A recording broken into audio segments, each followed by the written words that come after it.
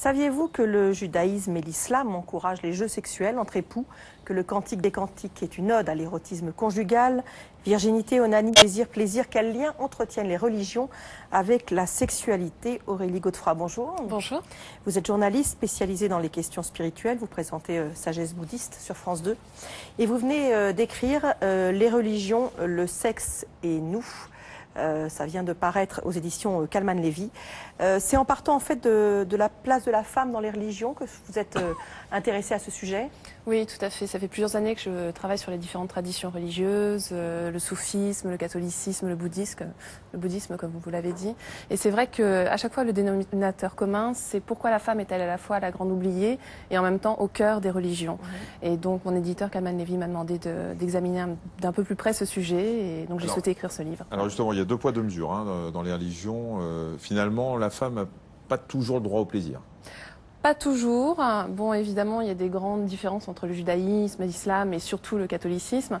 Mais je pense que d'emblée, il faut aussi voir qu'il y a une grande différence entre les religions orientales, bouddhisme, hindouisme, taoïsme, et les religions monothéistes qui sont très présentes ici en France, effectivement.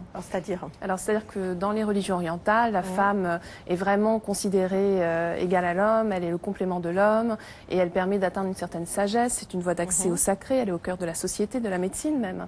Alors qu'en fait, dans les traditions monothéistes, c'est vrai qu'elle est plus considérée comme un réceptacle, du moins jusqu'à une certaine période. Et comment l'image de tentatrice ou de pécheresse de la femme est vue dans les différentes religions?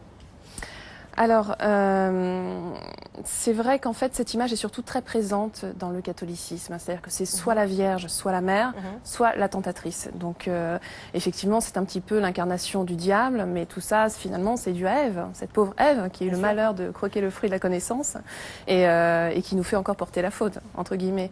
Alors qu'en fait, bien évidemment, il n'y avait aucune connotation sexuelle dans ce fruit au départ.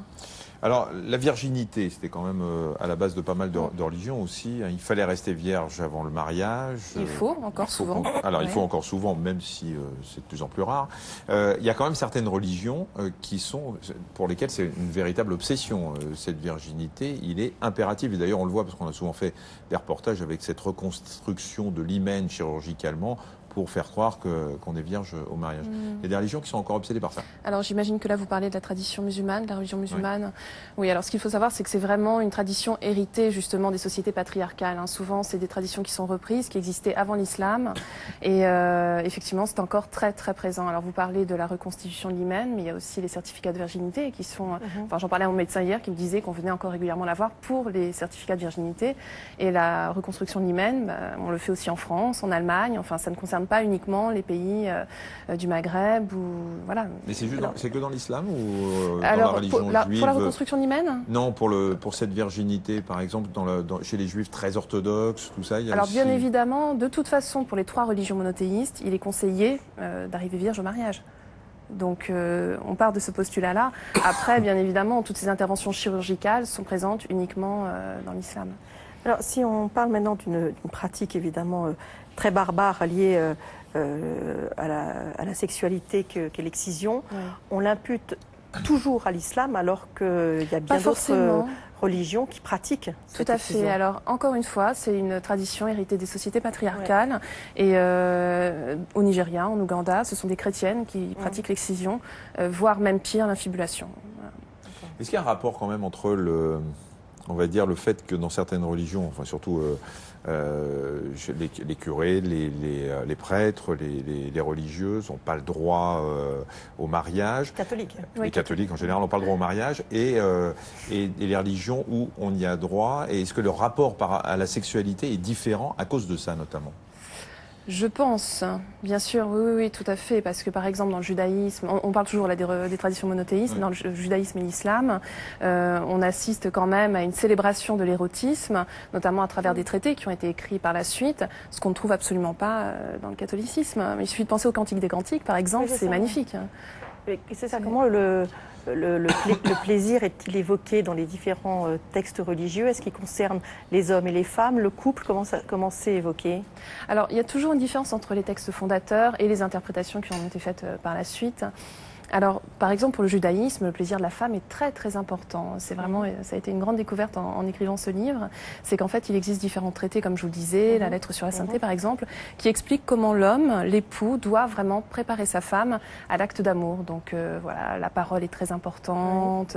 Vraiment, on assiste à tous ces échanges qui doivent avoir lieu avant l'acte sexuel. Oui, oui. Et dans l'islam, alors ce qu'il faut savoir aussi, c'est que les théologiens enseignaient l'art de faire l'amour dans les mosquées au Moyen-Âge. C'est quand même très surprenant. On ne s'attend pas à ce genre de choses. Et la contraception, elle est liée à la sexualité. Vous parliez de la religion juive, mais qui met en avant le plaisir de la femme peut-être, mais les rapports doivent être le plus souvent fécondants. On ne doit pas faire l'amour n'importe quand. Chez les orthodoxes, je parle des hyper-religieux, on ne doit pas faire l'amour n'importe quand. Il y a des périodes très très précises. Il n'y a pas de contraception. Alors cette contraception et la religion, quelles sont les religions qui interdisent la contraception ? Officiellement aujourd'hui, il y a toujours une différence. Enfin, dans les textes, en tout cas, ça n'a jamais été interdit. Bien évidemment, parce que ça n'existait pas. Voilà. Mais aujourd'hui, oui, d'une manière un peu plus. Aujourd'hui, je ne pense pas qu'il y ait de parole officielle contre la contraception. Après, effectivement, chaque rabbin, chaque prêtre véhicule ses propres injonctions, je dirais. Mais il n'y a pas. Non.